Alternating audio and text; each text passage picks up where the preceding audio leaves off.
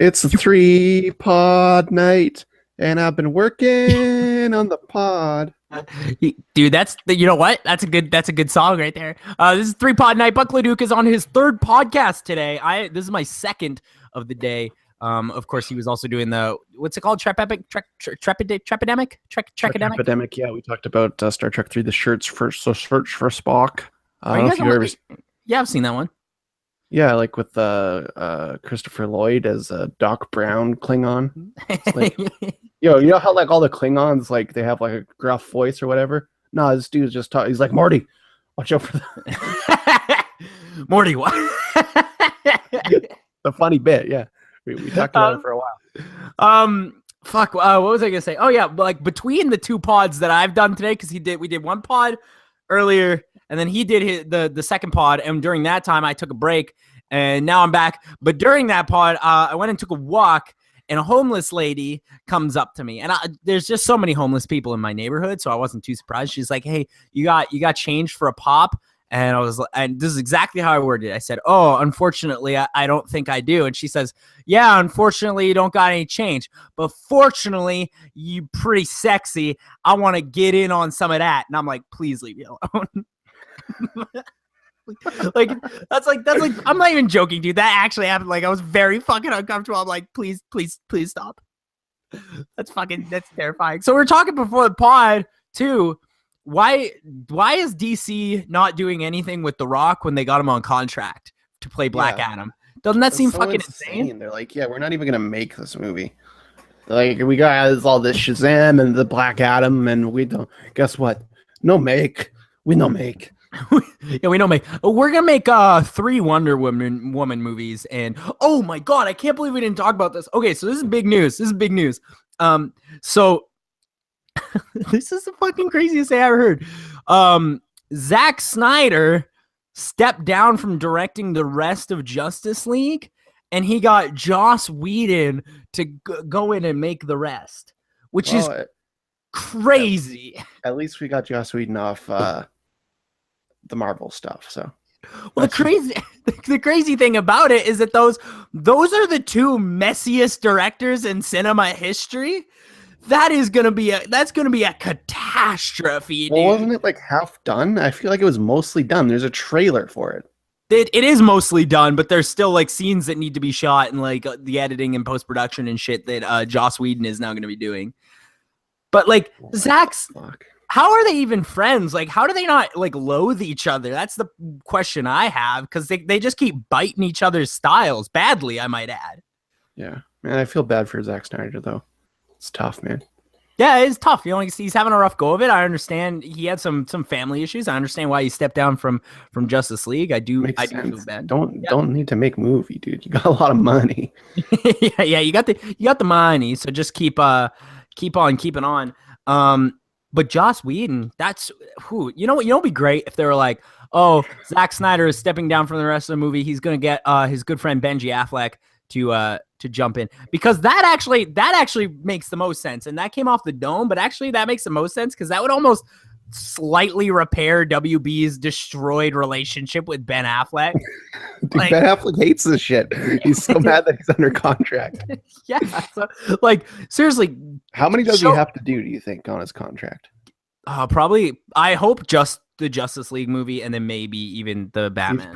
He probably has to do a solo one, but he might be able to work his way out of that one. We'll see. Yeah, I think he could wiggle his way out, dude. He's not interested, dude. He's not. He doesn't want to do. But like, if they had done that and been like, okay, we understand, Ben Affleck, that you are a good director, and they gave him the rest of Justice League, it would show that they actually do trust him, because they've made it pretty clear that they do not, and he's pissed, which I would be too. But anyway, the point is, put The Rock in a movie, make $1 billion. Every movie with The Rock makes $1 billion. And you had said before podcast, you're like, but Baywatch bombed. Okay, sure, but it's still gonna make $1 billion. Yeah, we haven't seen the overseas numbers yet, so it's still gonna make $1 billion because A, overseas, and B, what's coming out next week? Captain Underpants? No thanks. I think I'll go see Baywatch again. You know, like it's Wonder Woman next weekend. Oh yeah, but nobody seriously, I'm sorry, but nobody cares. Yeah, like, everybody's gonna go see that movie though. Wonder Woman? You really think so? I think it's Wonder Woman and then The Mummy. And Oh, the mummy might be the killer. Oh, dude, can we get the Scorpion King in there? Oh shit! Oh shit! Dude, let's do the Scorpion King as our next series. Fuck. Well, no, we're gonna do the Mummy, including the Scorpion King. All right. Yeah, because it's all the same shit, right? It's all the same shit. Welcome to the third pod of the day, movie Epidemic. Charlie J. Fox. Hollywood the Duke with me as always. Charlie J. Fox. Charlie J. Fox. I've signed a lot of NDAs and I've broken a lot of laws because of that. So today we're going to be talking about, what are we talking about? We're talking about Pirates of the Caribbean. We've actually never signed an NDA. I've never signed. Well, when we go to those pre-screening stuff where like you have to sign an NDA, we always manage to avoid it. we wiggle around the guy with the contract. Dude, I've never been embargoed in my entire life. We've broke a lot of shit on this podcast. Breaking news. It's a worldwide exclusive on the Movie Epidemic podcast. Sometimes I like when they have those critic screenings, but then they also have fan screenings where they don't expect anybody to write reviews for. I usually slip into the fan screening and then review them anyway. It's technically not breaking the law if we don't sign an NDA. That's all I'm saying. Yeah, they'll fucking come to my house with a court summons. I'm like, show me where I said I wouldn't say shit about this movie. And then they're like, I'm like, what are you, an Indian phone scammer? And they're like, no, we are actually the police. We are actually Universal Studios lawyers. So we're going to be talking about Pirates of the Caribbean, John Wick Chapter 2, and the second movie in the Alien franchise, Aliens. Baby boy Jimmy Cameron. Baby boy Jim. I like that back in the day he went by Jim Cameron. That just sounds way better. He's like, hi guys, it's me, Jim Cameron. Once again, Jimmy Cameron. Once again, I'm going to describe to you what a director's cut is before we go into it. Why don't we let's start with Pirates of the Caribbean. I forgot my notebook when I saw this, so I don't have any notes on it. But let's talk about Pirates of the Caribbean, Dead Men Tell No Tales. Yeah, saw it last night. Late show. Seems better in comparison. Movies are too long. It's better than on Stranger Tides for sure. But it's so fucking lazy. It's lazy. It's lazy. It might be the laziest movie I've seen. It's just like Stranger Tides. It's certainly a swashbuckler. It's just pirates doing pirate stuff. Oh, dude, Disney basically just lifted that vault scene from Fast and Furious 6. Yeah, they steal a vault. Yeah. When they were fucking going away on the vault, I thought the exact same thing. I'm like, where's the Rock? I turned to my buddy. I'm like, is this Fast and Furious? What's going on here? Were you out there with good buddy Lauxie? No, I wasn't with Lauxie, but fucking man, this movie is not. I didn't really enjoy this movie. You didn't even like it? Like you didn't even like it a little bit? I don't think it was very good. We got Johnny Depp out here being extra drunk, which like makes him not good. Like the reason he was good before is because he was subtly drunk, but like he was always like he was drunk. But like it wasn't playing it up. Yeah, it was fun. He certainly is hamming up the drunkenness now. I do however like the irony of a pirate being washed up. That's a good joke. Sure. That's a pretty good joke. But I would agree with that. Orlando Bloom shows up in this movie. Dude's the best actor on the planet, but he's in it for 5 seconds. Yeah, and like every time he's there, he's delivering the most cheesy dialogue of all time. It's bad, dude. It's like I don't like whenever they're talking about the Triton, the dialogue gets like uncomfortably cheesy when he's like, "It will never be found," and it's like, "Fuck you! Who wrote this?" I do think that this one, maybe it's just in comparison to On Stranger Tides, but this one certainly is better, and I think there is fun to be had here. Certainly, it's I guess I was laughing it up on an occasion. But the thing is, a couple of real funny lines like horology and stuff like that. Yeah, the horologist. That's funny when they're like, oh, she bangs people for money. It is a kids movie. You can't really say that, but that's pretty much what they said.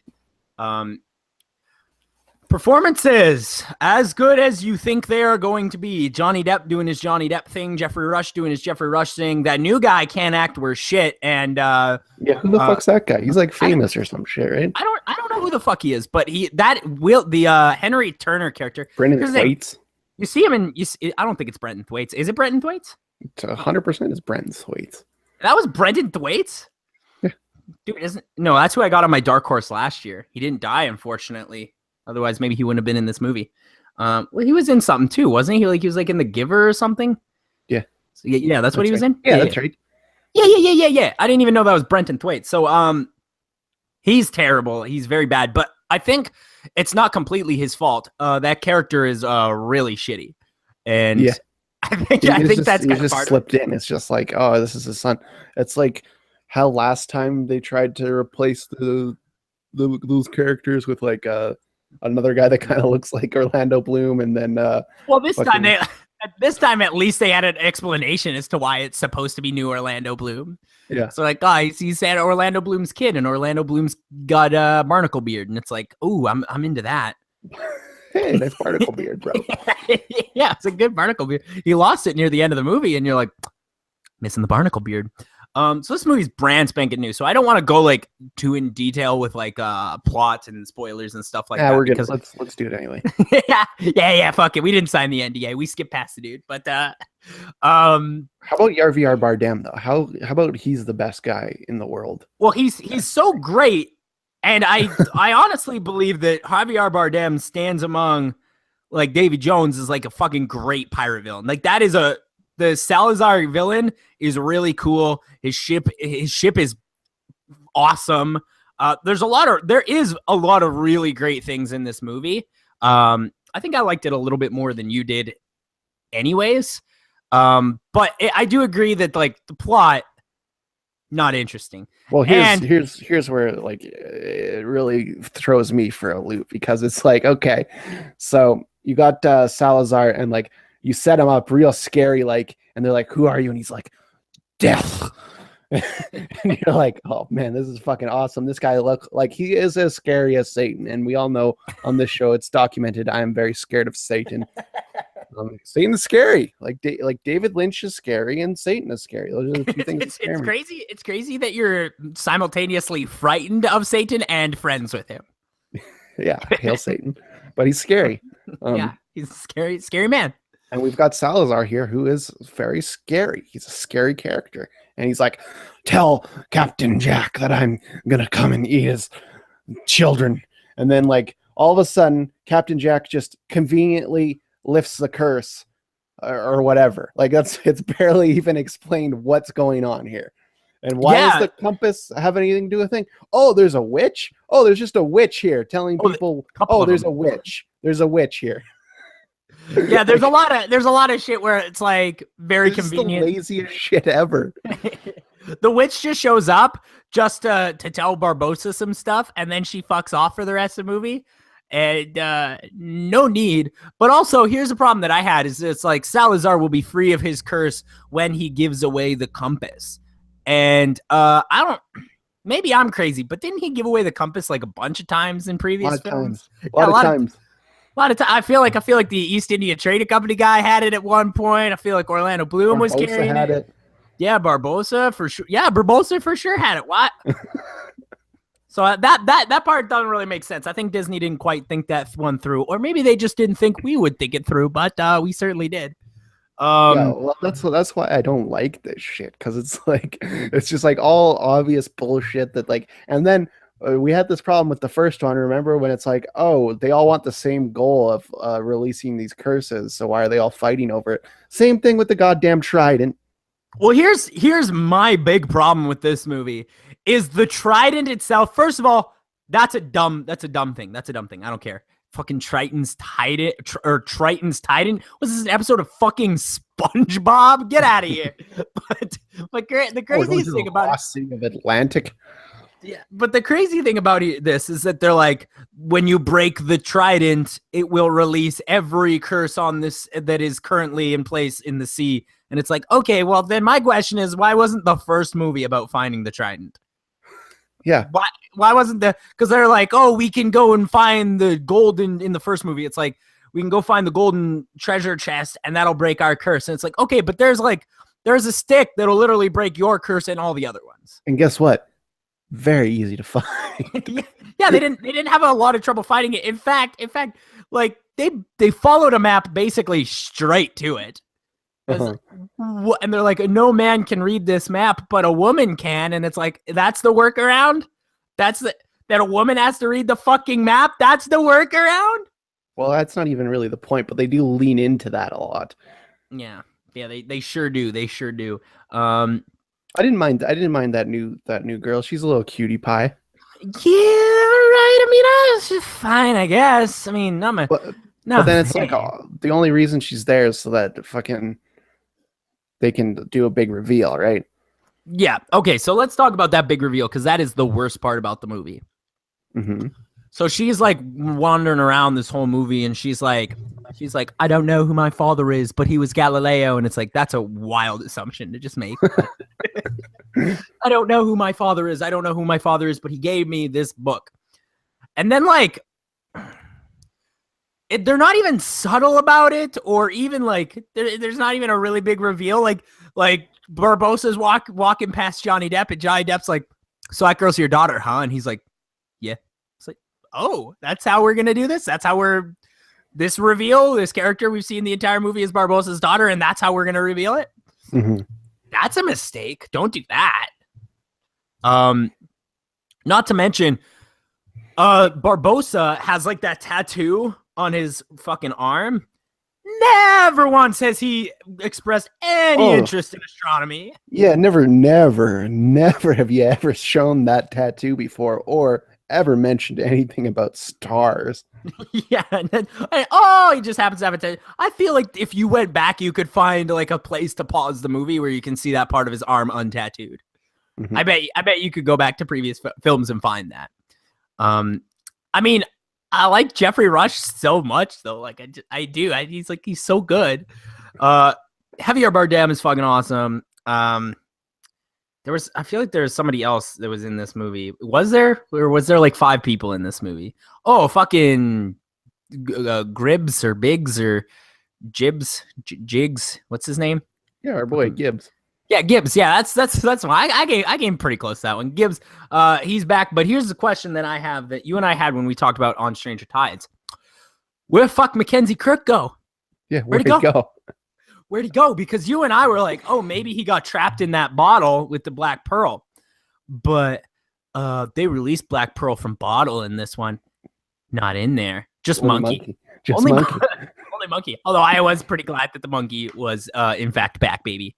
Yeah, the monkey's back, baby. Another like thing where it's like, this is supposed to be like 20 years after like the last. Yeah, it's supposed to be a long time after. Jack Sparrow looks same. Yeah. Everybody looks same. Hey, Johnny Depp, I don't know if it's makeup or if I'm mortal. I'm pretty sure makeup. And then they make the fucking spooky fake ass CG young Johnny Depp, and it's like, no, thank you. No, thank you. Though. They even like changed his voice a little bit to make him sound younger, and I'm like, yuck. It's like in Tron Legacy when it's like young ass Jeff Bridges walking around. You're like, nah, though. Hey Disney, I'm gonna ask you to say don't do that anymore. Stop using that technology. It doesn't really look that good. Yeah, it sure doesn't. Like I was surprised, like because I thought maybe because I knew that was gonna happen in the movie, and I thought maybe it was gonna look fine, but it looks like it's regular Johnny Depp wearing like a plastic mask, like on his bottom half of his face. Yeah, it looks bad. There's like I felt like a lot of this stuff looked pretty good, and then like bad. Like the Star Island, cool. Oh yeah, that was dope. Yeah, bad. Yeah, but like I feel like that technology looked pretty good on Princess Leia in Rogue One. You know, I think they spent a little more on that one, obviously. I guess that would make sense, but the thing is like this movie does have all these problems that you and I have laid out here over the past few minutes, but the action sequences are so much fucking fun. Like they are so much fucking fun to watch. Even though the bank vault is straight lifted from Fast and Furious, them robbing the entire bank is so it's a lot of fun to watch, I think. Well, like, what are the other action sequences? There's that really cool one where they're like in the middle of the night and they're like jumping back and forth, and then the thing at the front of the ship comes alive, and that was pretty cool, and it was like breaking the hull. Also, how many times you gonna put big hole in a fucking the hull of the Black Pearl and it's not gonna sink? How many times? Yeah.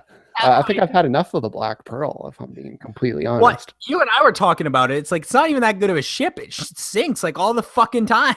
Like, and like the whole bottle thing. Oh yeah, why? Well, here's what so I think. Stupid. Here's what I think the problem is like when you make a franchise like this, if you have one bad entry, but you want to keep making movies and make better entries, you also have to commit to the events of the bad entry. Like that shit's canon now. So you're like, I mean, we're gonna make a better movie, but we gotta commit to this bottle thing, or else it's not gonna make sense. Yeah, the ship's in a bottle now for some reason. Yeah, and then Barbosa's just gonna show up to this fucking marriage island and shove us some sort of random sword that we don't know where he got it from, and you got Black Pearl back. So lazy. Like, what is all of this? I don't. Yeah, because he had Blackbeard's sword. It's like Blackbeard didn't even have fucking magic powers. So like, what the fuck? Where'd you get like a fucking sword? Like that's that. Like, it looks broken. Sword looks broken. Maybe don't work. I don't know. It's just so confusing. I like Bardem a lot though. Like I think that's a great character. I honestly do believe that's like the saving grace of the movie is Javier Bardem is so good.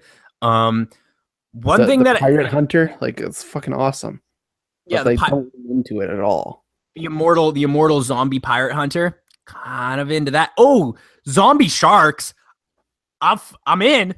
Oh, I'm kind of off board with that though. Dude, you didn't like the zombie sharks? You don't think a dead shark jumping over a dinghy is like allegory? It's poetic of the series this is a dead shark jumping out. This is what this is. The Pirates of the Caribbean 5. The Pirates of the series. It's a dead shark jumping out of Disney's water. It's a dead shark. And it's trying to demolish Johnny Depp, but can't demolish him. He'll keep making Disney movies for the rest of his life. Oh man, he just looks like he loves to beat the shit out of his wife. Like, oh, he sure does, dude. Did you hear that what Tim Burton's gonna be directing next? No. Live action Dumbo. I did hear that actually, but I thought it was fake. I'm pretty sure it's real. Pretty sure it's real. Oh, man, here's the thing about Johnny Depp is like you look at him and like he looks like that, right? Like he looks like he's constantly sweaty, but also like maybe like showered but sweaty. I understand what you mean. But he's greasy and like he's wearing necklaces and like too many rings. Hey, bro, too many rings. And he's got like 4 gold teeth, and it's like brush.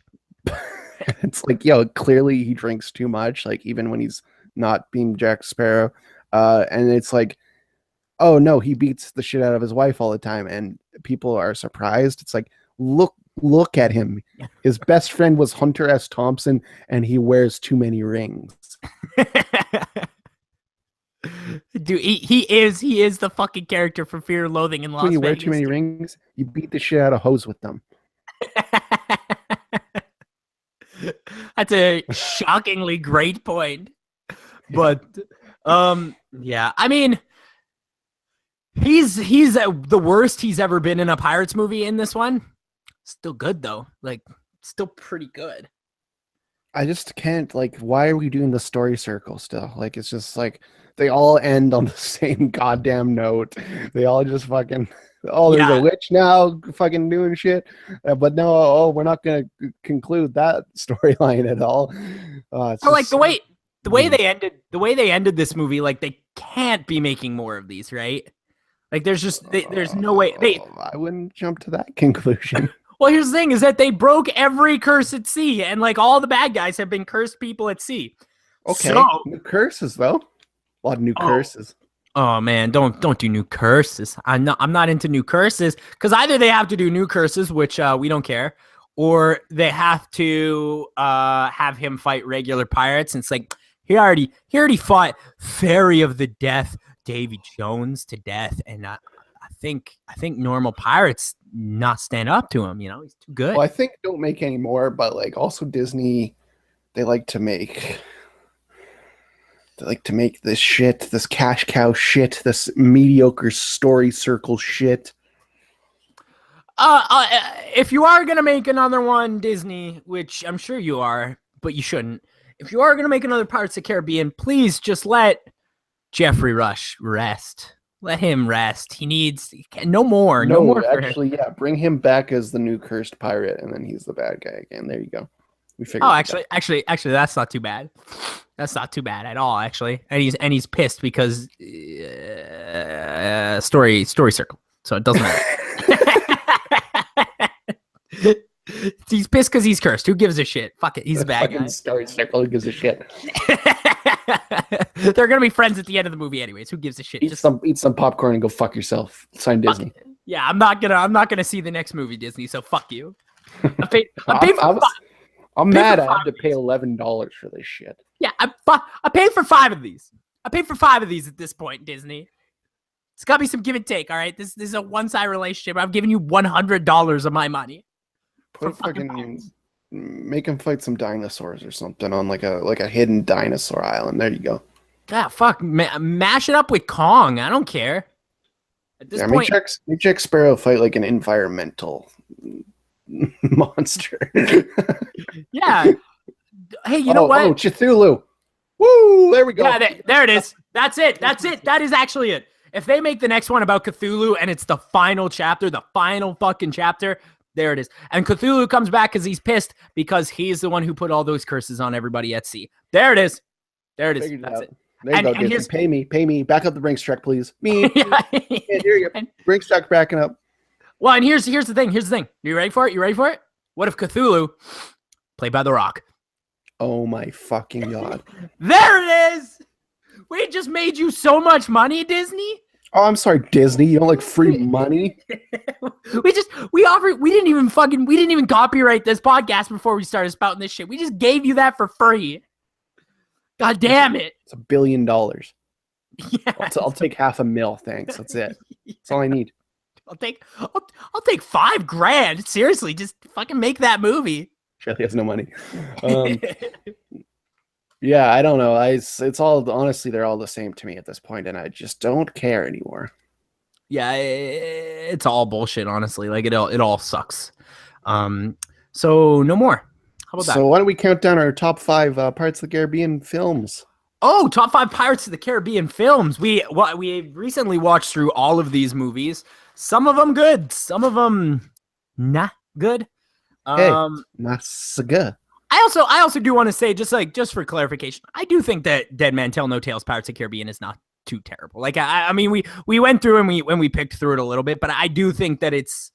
Well, you are actually wrong in this case. It is a bad film. I think it's aspects to it. I think it's a step in the right direction, but need good characters in this movie. Next one, don't have Witch. No, like I'm so mad about the Witch just showing up and telling people where to go. Yeah, that ruins the fun a little bit. I agree. Oh, Johnny Depp just gonna conveniently lose his compass, and then Witch tell where to go.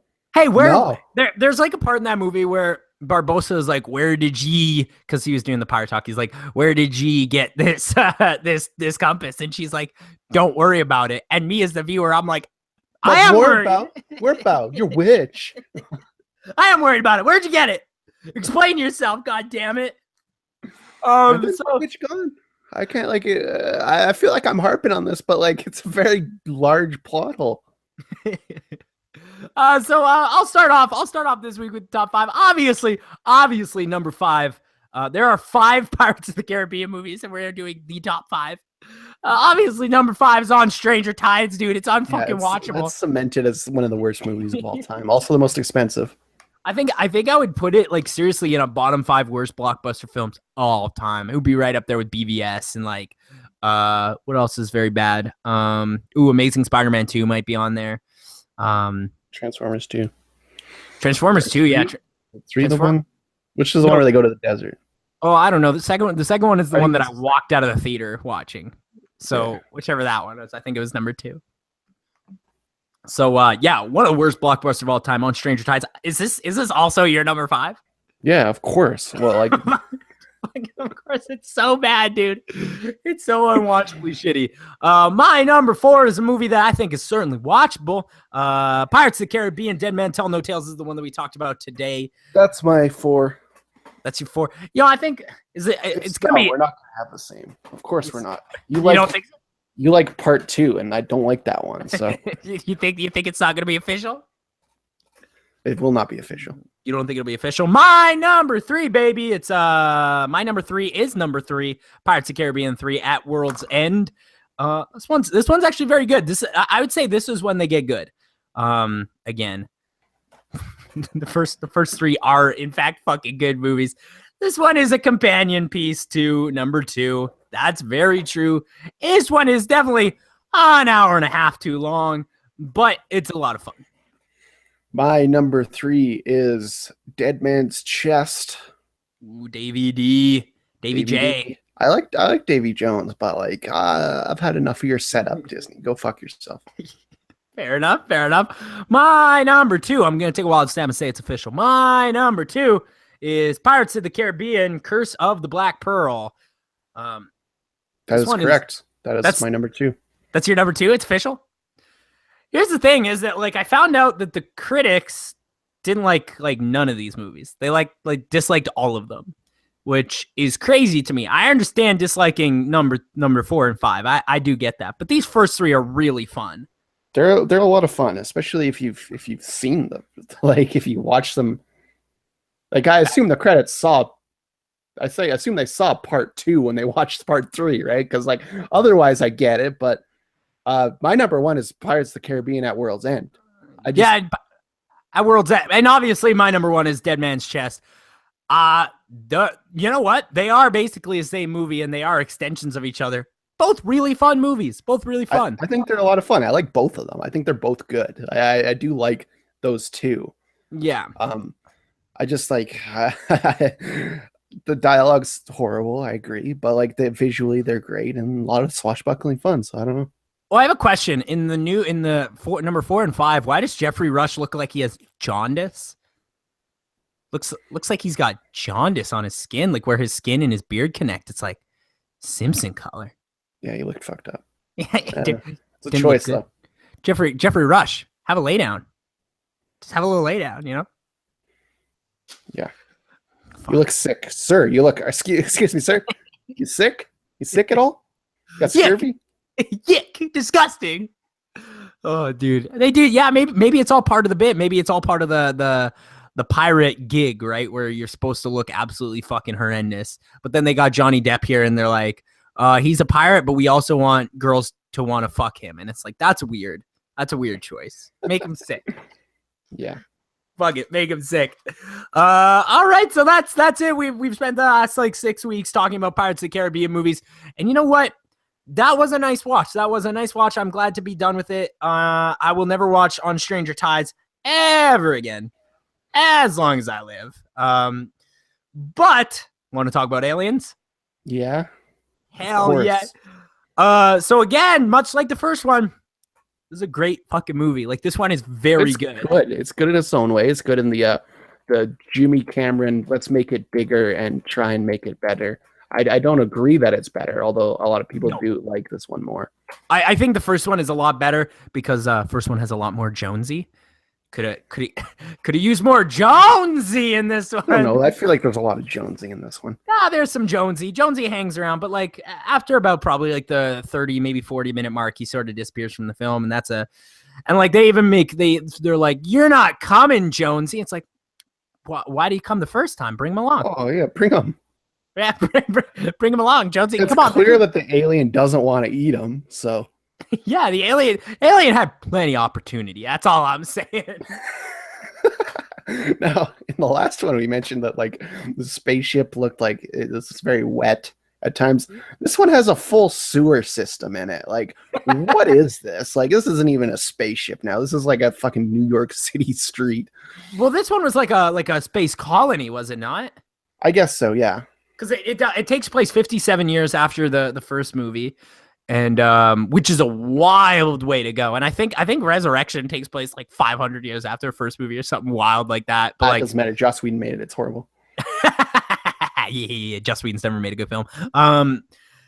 Yeah, it's definitely very good. But here's where I think there is a little bit of problem to this movie. So like in cinema, typically a horror movie, which the first Alien movie is touted as a horror movie. Typically horror movies are very slow paced, and that is great, and it works well for that genre, and it works fantastically for Alien, but can't change it from a horror movie to an action movie. Keep the same pace. That doesn't work. Like you can't have a slow paced action film. It makes it seem like, hey, James Cameron, did this need to be 2 hours and 40 minutes? Did it need to be 2 hours? I think you could have sliced a good hour off this. Yeah, that director's cut's tough, man. I do agree. And like, what are we adding to? Like, James Cameron does this thing too, where he adds unnecessary shit, like a little girl. Yeah, they added that in just so that she had a reason to go back after they got the ship, I think. I also was talking on the last episode about how like Ash is such a great robot. Don't hold a fuck candle to Bishop. Yeah, Bishop fucking rules, obviously. Bishop is the greatest fucking robot in any movie ever, dude. Well, I mean, until Michael Fassbender came on the scene. Oh shit! And he started finger blasting his own robots, fucking them and shit. I do think that this movie, for what it is, because like if this was like another horror movie, which most horror sequels are also horror movies, but they took it in a completely different direction. Well, that is interesting. Something you'll notice throughout the series is each one is its own style, and I do think that is interesting. That's a good idea. They do get worse because of that, but they are all their own style, which I find interesting. I do think that the crew in this one is less interesting than in the first one. Yeah. They feel this is the Alien Covenant effect, where it's like the crew is just there to die now. It's particularly, Paxton, I want to talk about Hudson. Bill Paxton, dude can't act. May he rest in peace, but can't act. And we love Bill Paxton, but we do love Bill Paxton, but he's not an actor. Although he does have that iconic line, when he's like screaming around, he's like, "Game over, man, game over, bruh." Yeah, bruh. I like the Bill Paxton character at every corner was like, "This is it, we're done," and they're like, "No, we're gonna figure this out." He's like, "No, we're not," and like at every corner. But I mean, there are some good characters in this movie. Like I mentioned, I do like Bishop. I think Hicks is okay. Burke, dude, I love Burke. Burke is a great character. Sort of plays like the pseudo villain in this movie. And Paul Reiser, our boy. Yeah, dude, looking good too. Looking young, dude. Looking fresh. Hella fresh. One of my favorite things that I noticed about this movie is like, when they're in hyperspace or they're in hypersleep and then they wake up. When they wake up from hypersleep, the black guy just has a cigar in his mouth already. I fucking love that guy.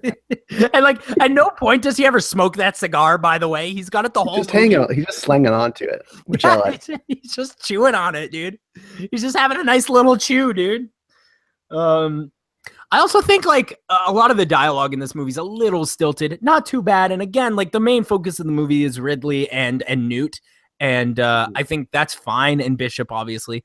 And I think that's fine. But like when you have like the characters talking in a way that no human being talks like, it's sort of distracting.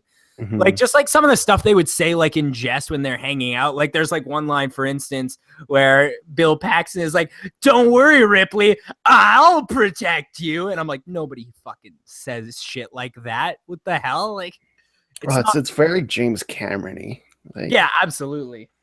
Because like you can tell the style is very different between these two films. The tone is very different between these two films. I do think it's good. I like this one, and I like James Cameron when he makes sequels. Like if he keeps this streak up, maybe Avatar 2 will be watchable. That's actually very possible. I'm actually disappointed we didn't see a Titanic Part 2. But I mean, I get it. There's not a lot of places you can go. Fuck it. Make Titanic 2 a crossover with the Pirates movies. There you go, Disney. Free money. There you go. Fucking free Didn't money. Asylum make Titanic 2 or whatever? There is a Titanic 2 made by Asylum, but it's not officially affiliated with the original film. It's actually a sequel to the movie is a sequel to the boat. That's how they put it. Like, exactly. which is crazy. Yeah. I do like the character of Newt as well. I do think that it is a little shoehorny and that she's just kind of there to be there and just have a reason for Ripley to go back. But like some of her dialogue is actually great. What I like so much about Newt is that she's just been through so much that she doesn't beat around the bush at all. Like there's a part where Newt is like, Ripley, do you have any kids? And she's like, yes, I had a daughter. And she's, what happened to her? And she's like, she's gone. Oh, you mean she's dead? And it's like, oh, okay, that's fucking all right. Just gonna jump. Yeah, just fucking gonna jump right to that. Yeah. There's also just like the action sequences in this movie. Oh, they're good. They are really awesome. Like the aliens look great. They look even creepier. H.R. Geiger isn't even credited for this movie though, which drives me crazy. It's clearly he deserves. You gotta give him the inspired by at least. Yeah, absolutely. I mean, they punched it up a little bit, right? Like they punched up the aliens a little bit to make them even more slimy. Wouldn't do that. Make them greasier. Yeah, make them greasier. And now they like they vomit slime on people now. Yeah. But like now, like they sort of explain like how these things work a little bit more in this movie. Like they'll like slime somebody to the wall and then lay an egg, and then the egg will have the face hugger, and then and again, this is another, just like the first one, it's about survival instinct. And again, there's really no villain other than Burke. Like the main villain of this movie is a person. It's not a xenomorph. It's a person. I do think like James Cameron like softens up Ripley by making like the child. Yeah, I agree. I even have that written down. Is that Ripley's really softened up in this one? Because like in the first one, she's just like she doesn't even give a shit. She just wants to not be dead. And in this one, it's a bit more of a maternal instinct. Running around in her underwear, no ass whatsoever. yeah. We didn't mention that last week, but ass whatsoever. No ass, dude. But I and like even like having they mention, I don't remember if it was mentioned in the first one, but they do mention that she had a daughter in this one. Was that mentioned in the first one? Because I don't think so. I don't think that's right. I don't remember. I think that might be something that they slipped in there to sort of bring a little bit more gentle humanity to the character. But she's such a badass. Why do you need to do that? Doesn't need. Yeah, I don't think that's 100%. But that's just how James Cameron make film. Like. Yeah, that's true. But I also do want to say, despite being softened, that doesn't mean that Ripley isn't a fucking badass in this movie. There's a part where she tapes two guns together and uses that as one gun. Yeah. Like she is still like a wild badass dude. And then she gets in the final scene is one of the best things I've ever seen, because she gets in a fucking robot suit and fights the giant mother xenomorph in a robot suit. Yeah, it's pretty slick. Pretty cool scene. Yeah, it's really fun to look at. And like, again, like just another great example of just like a badass woman in cinema. Just fantastic. One thing I didn't notice about this movie that I never noticed before, because I never really watched this movie in a critical eye until now. All the action sequences, no music. There's no music. I'm sorry, James Cameron. You just drive to work with no music? He seems like the kind of guy that just sits in his car with no music. And like, I bet you he verbalizes things he's going to say to people throughout the day. That's all he does. James Cameron hates music. Yeah. Well, James Cameron is bad, so it's tough to say, really. But, I mean, he's got some good bangers here in the beginning of his career, but he's gotten real fucking bad over the years. I mean, he made 2 good sequels, right? Like, that's what he did. Well, here's the thing, is that I think that James Cameron and Joss Whedon are similar in this regard. If they're gonna ruin something, let it be their own IP, but don't be giving them stuff. Don't be giving them properties, right?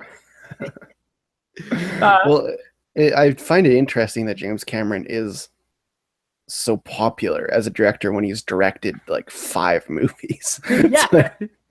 He certainly is a household name. In fact, Avatar is not like that's not even what the movie's called. It's literally called James Cameron's Avatar. That's what it says on fucking every DVD and every Blu-ray. It says James Cameron's Avatar.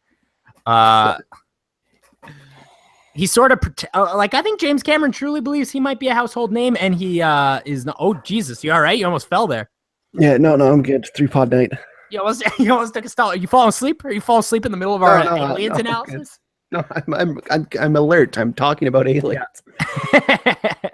But yeah, I just think like lack of music. That's a bizarre choice, especially in a movie that is so action heavy like this.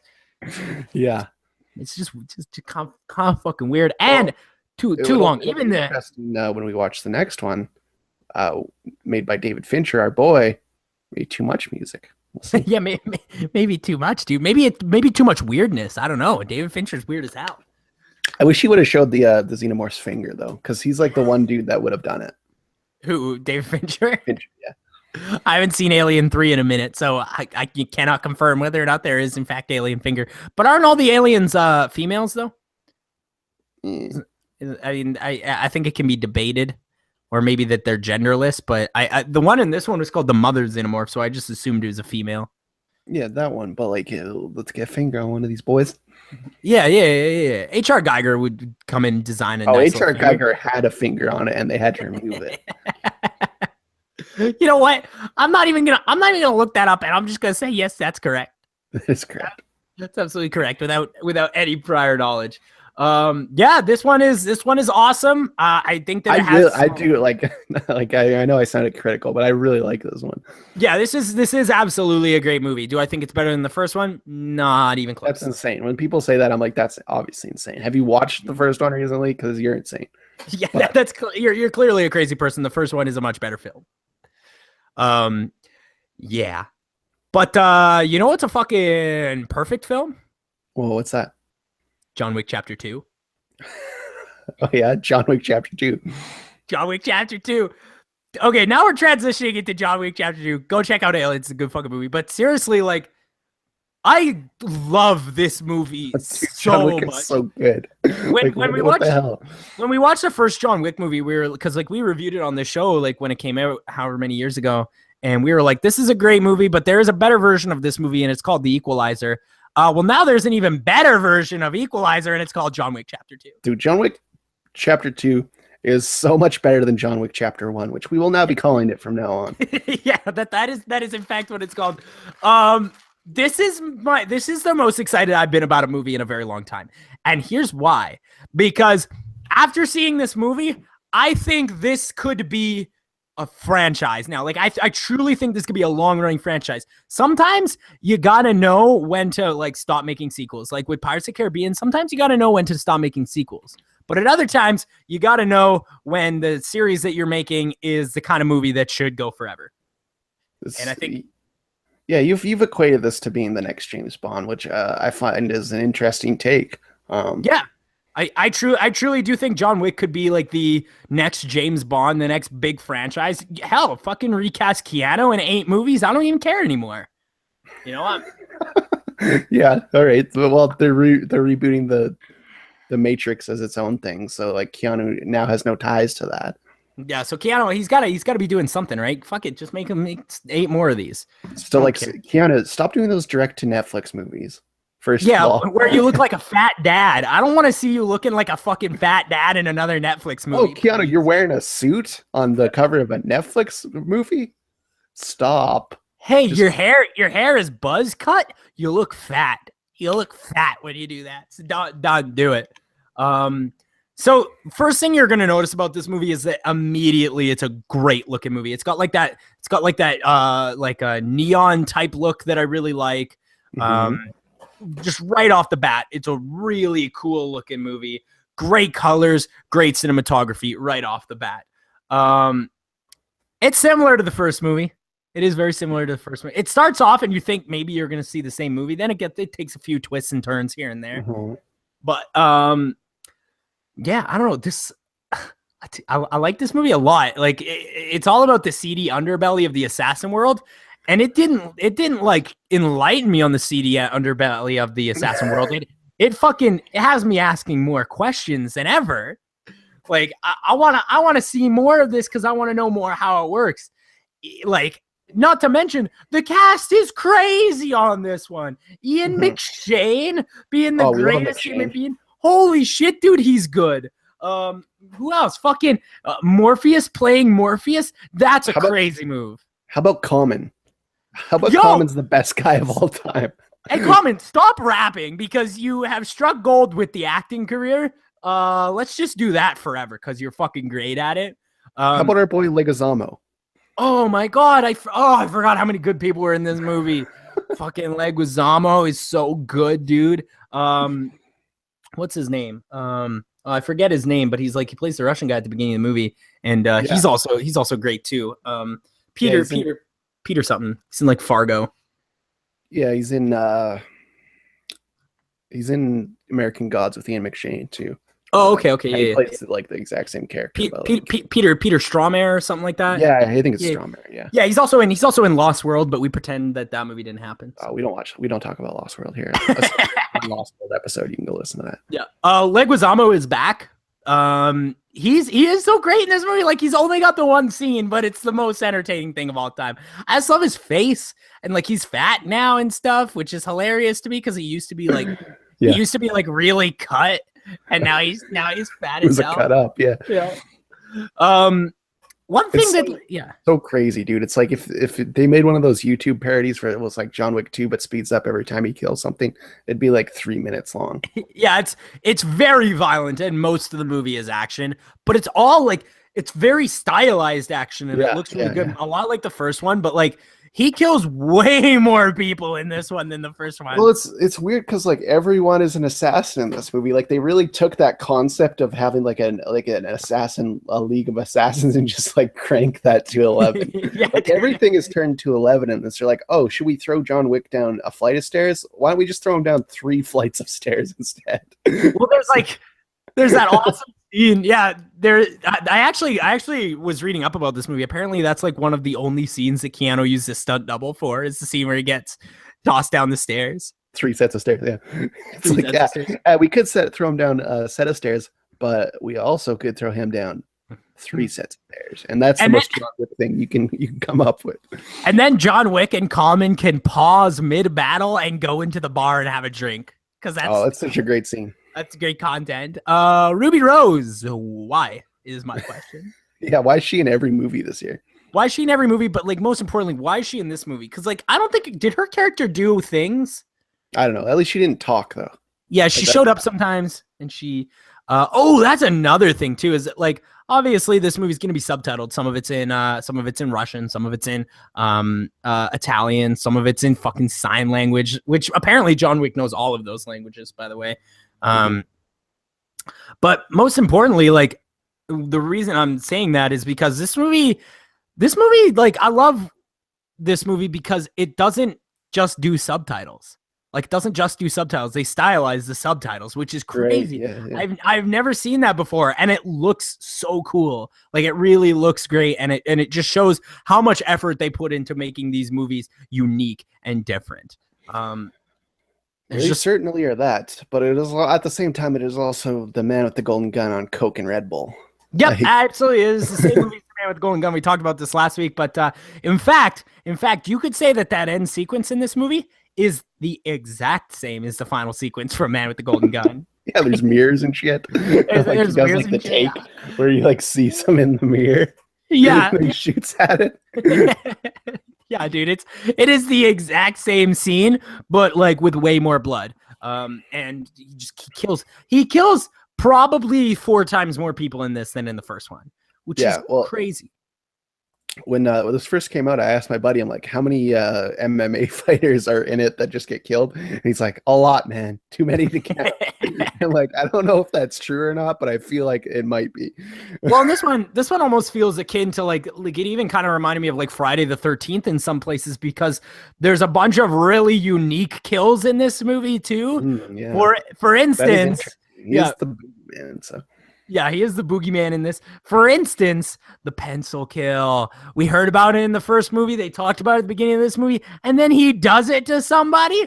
And you're like, oh, shit. It's really fun. Like, it is so much fun. It's fucking grotesque.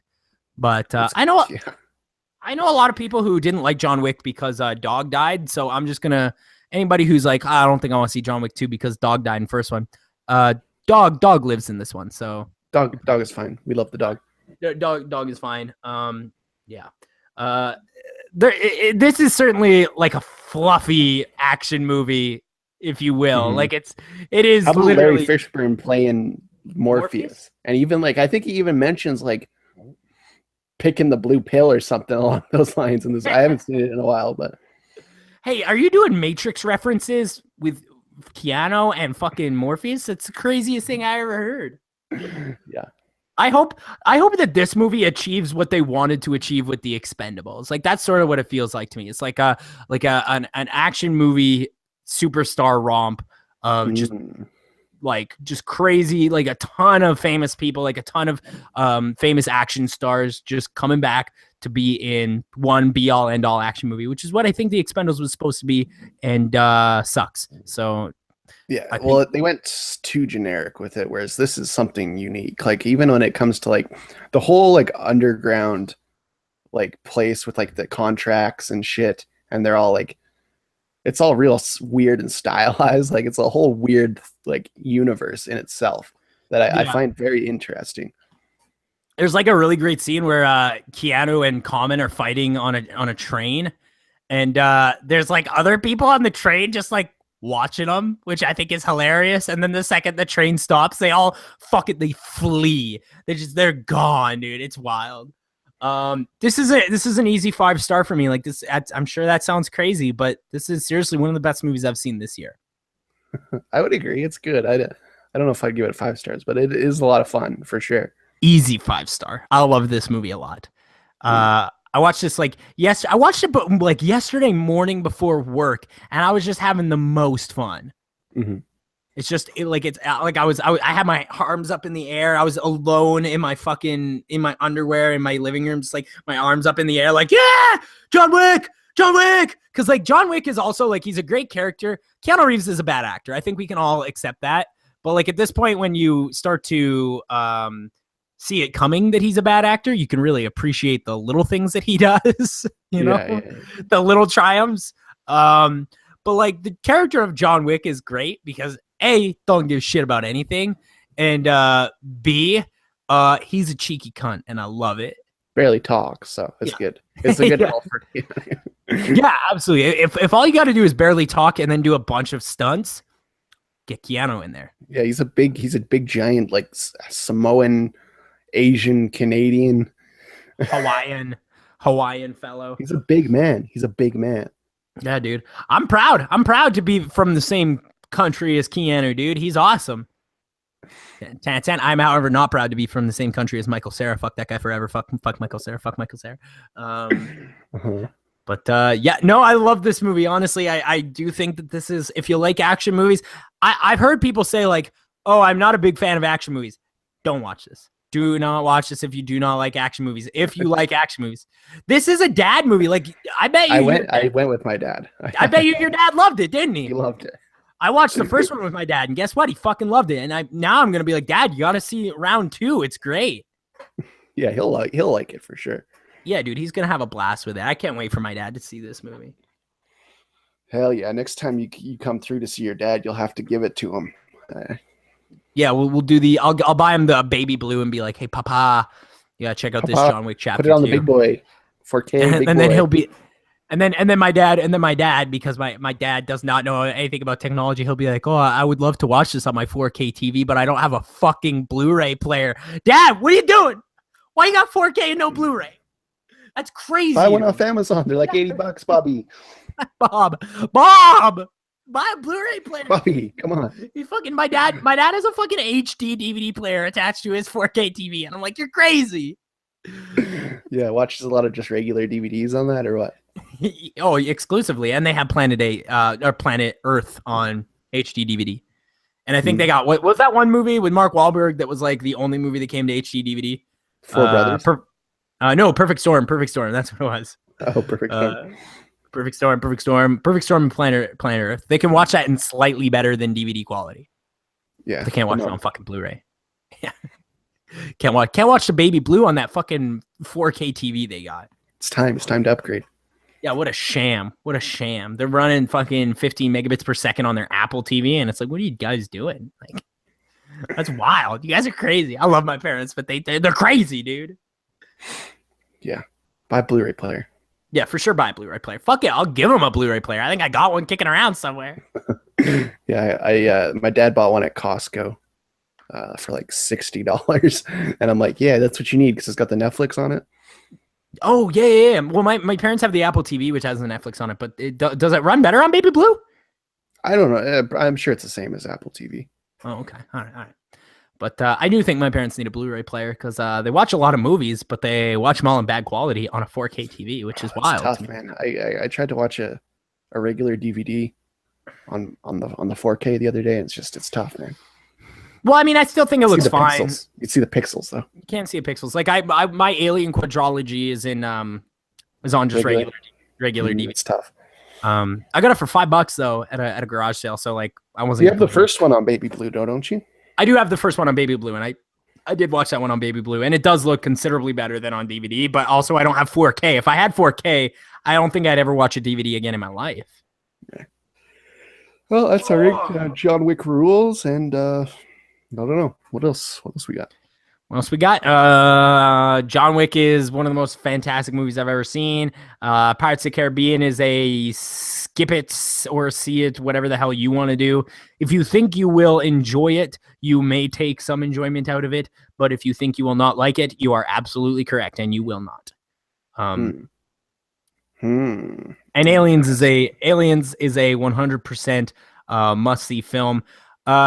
Let's boycott Tim Burton for making Tim Burton. Are you the Swedish chef, Tim?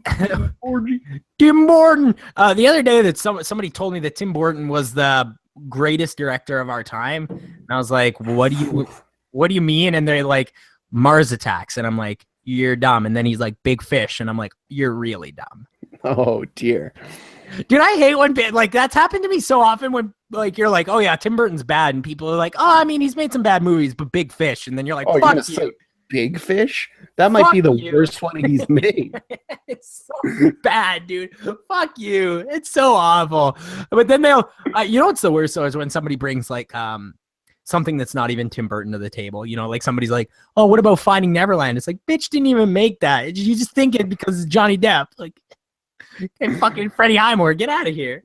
That's some Neil Gaiman shit. Anyway, that's some American Gods that shit. Yeah, that's the pod. Speaking of Americans, next week we're talking about War Machine, Brad Pitt. Oh, I heard it's real bad. Yeah. I saw really nothing rough but shape. I saw nothing but half-star reviews. I'm excited to watch this one.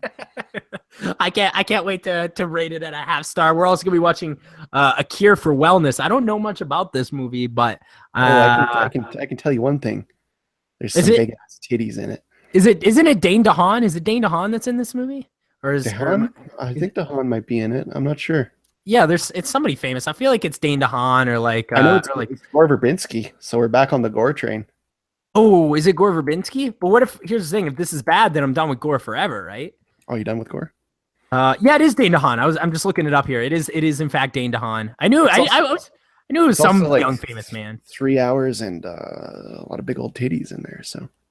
Yep, pretty long. I did not know that before selecting it, so I apologize for that. And then of course we're going to be continuing with our Alien franchise, watching Alien number 3. Alien. Oh, David Fincher, our boy. Yeah, some people hate it, some people love it. I haven't seen it in a while, so I will probably fall into one of those two categories. Can't wait to find out which one. Hopefully, I hate it, dude. Well, it is interesting to see David Fincher just completely sell out because it's unlike the rest of his catalog. Well, here's the thing: is that I just want to see all directors sell out, which is what's happening now. Which is happening interesting. Now. Yeah. So it's like some of the very good people are fucking selling out, dude. Like Ben Affleck was gonna do a Batman movie for a second there. That's crazy. If that would have happened, I would have lost my mind. Well, it would have been good, right? And like it was literally the only hope I had for DC being any good. I do want to point something out real quick. On the cover of this Aliens 3 Blu-ray, it says 3 times the terror. You're gonna go with nah. Yeah. Yeah. Don't they? Isn't it one alien again? Don't they tone it down to one alien? Ooh, mistake. It's a mistake right there. You can't have 90 aliens and then be like, but wouldn't it be scary if it was one again? Can't do that. Can't go back. Too late. Too late. David Fincher, did you write an Alien sequel before Aliens dropped? That's the only thing that makes sense to me. But we'll talk about it next week. Thanks for watching. You follow me on Twitter at Chadley the Movie. Follow me on Twitter at Last Cool.